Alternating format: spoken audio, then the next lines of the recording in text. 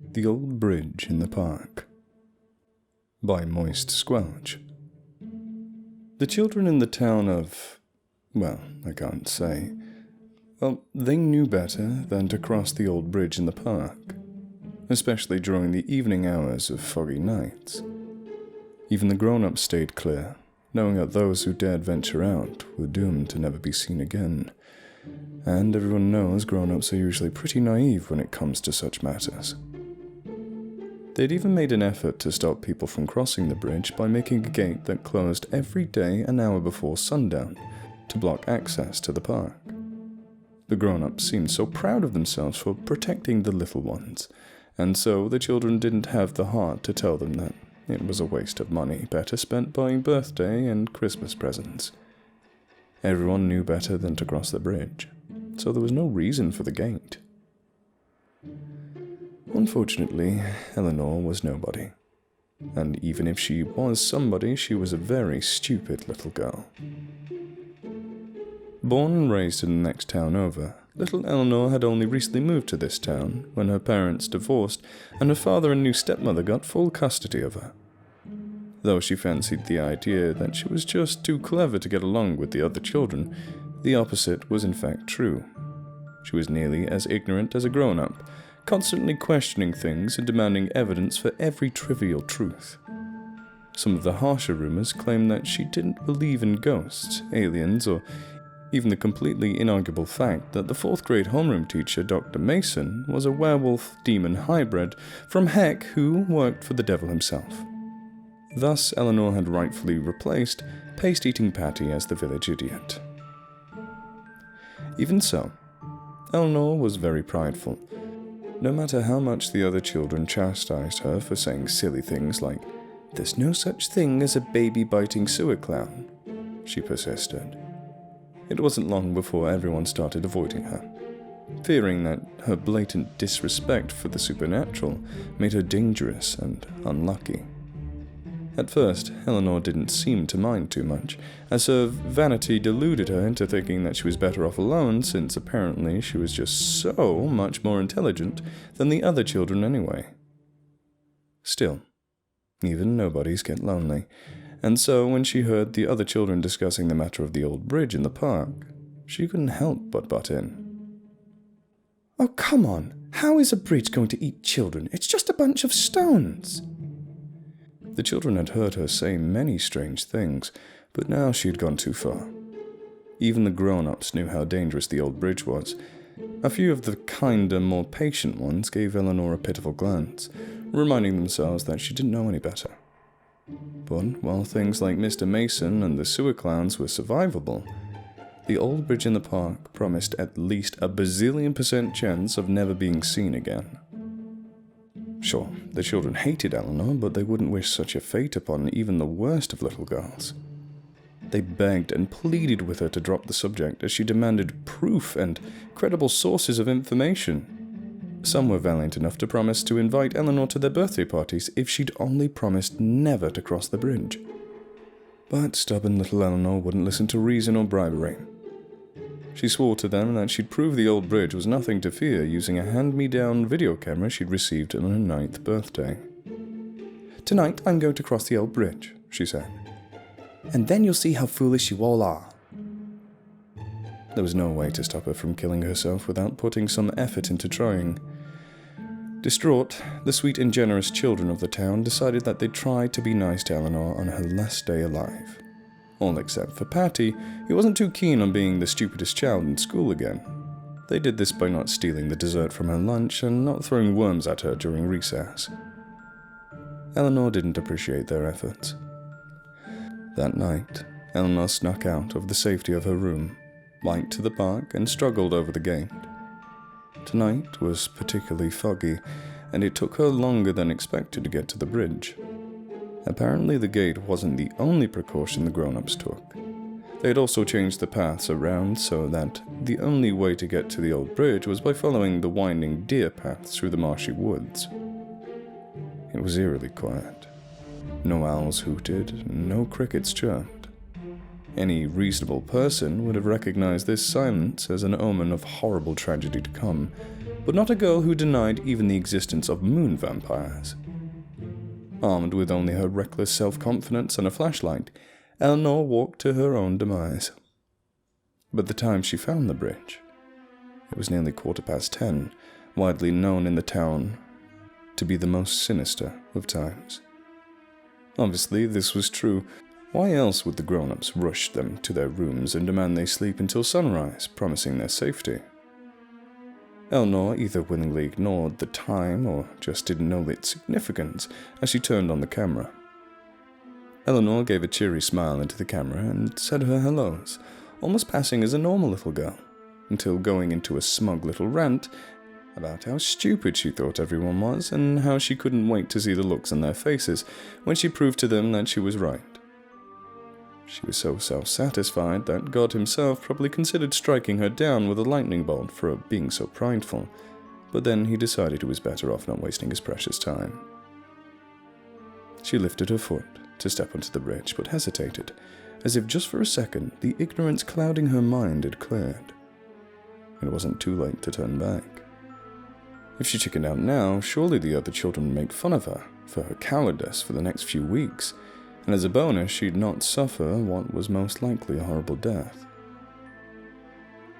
After an agonizing 12 seconds of thought, Eleanor put her foot down onto the stone of the bridge. When she wasn't immediately exploded into confetti or elsewise injured, she let out a whoop of celebration and started bragging incessantly to her camera. Meanwhile, God was probably reconsidering his leniency. As she walked on, she prattled on to the camera and bragged about how clever she was. All in all, it took nearly 5 minutes of self-righteous babbling before Eleanor realized something was amiss. "This is a very long bridge, isn't it?" Thinking she had just misjudged the width of the river, Eleanor peeked over the railing only to see that there was nothing below her. "And it's so foggy I can't see a thing. Maybe people have gone missing because they fell off." Despite her efforts to see the river, she couldn't even hear it, no matter how much she tried to clean and pop her ears. The fog made it impossible to find. But it had to be there, right? And so she continued on, every step making her more and more anxious. At this rate, her camera was going to run out of batteries. Any rational person would have turned tail and run screaming like a banshee that had stepped on a Lego. But again, Eleanor hesitated.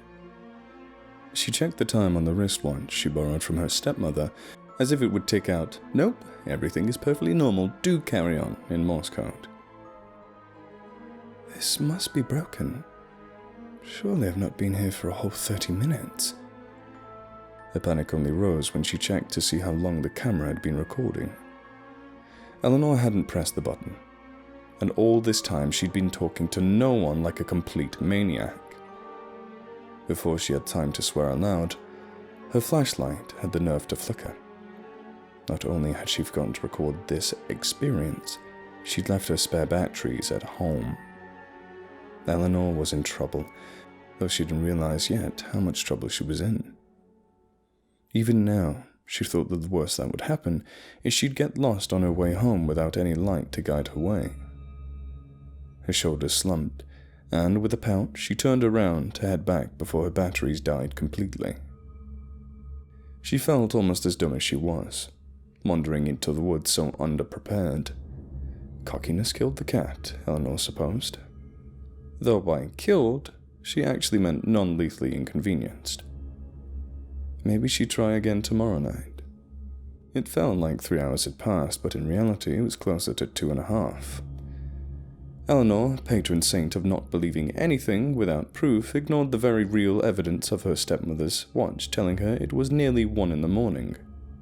Unable to control herself anymore, she burst into a sprint and ran as fast as her little legs could carry her, desperate to see the side of the riverbank. Her flashlight gave out, and so did her confidence. She screamed as loudly as she could and fell into a heap onto the cool stone of the bridge. What was she supposed to do now? Turning back clearly wasn't a good idea, and seeing as the park was closed, there was no one around to hear her pitiful cries for help. And so Eleanor gave up.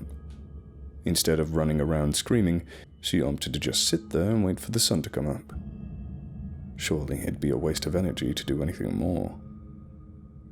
Hours passed by, slower than maple syrup right out of the too-cold fridge.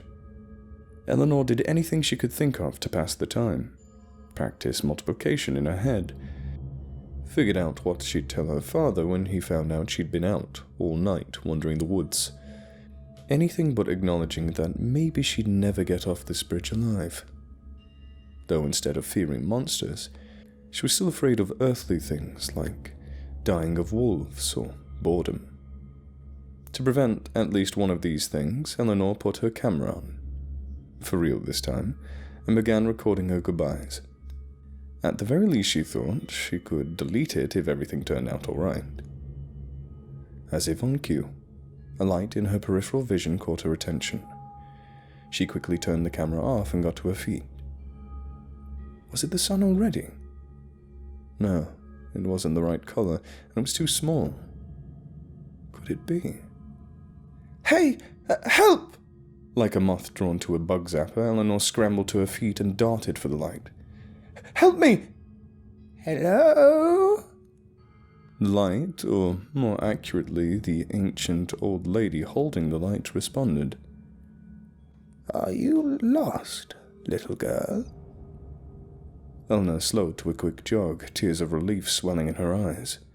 No child in the entire world had ever been more happy to see a weird stranger on a bridge. Yes, oh, thank you so much. I was getting worried that I'd never see anyone again. She couldn't yet see that the woman had no eyes, or that her right arm appeared to be made of solid gold. She didn't see the many rows of bristle-like teeth or the fingers that seemed to have twice as many bones as they should have. If she had, maybe she'd just stopped herself before running straight into the monster's arms and hugging her close. Please, will you take me home? The monster was taken aback. She'd eaten many children, but this was the first to so quickly give itself up to her.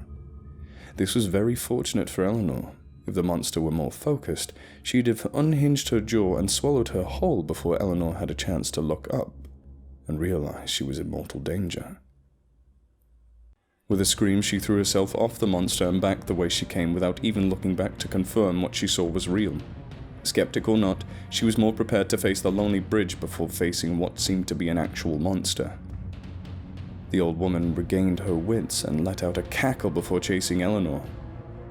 Don't you want my help anymore?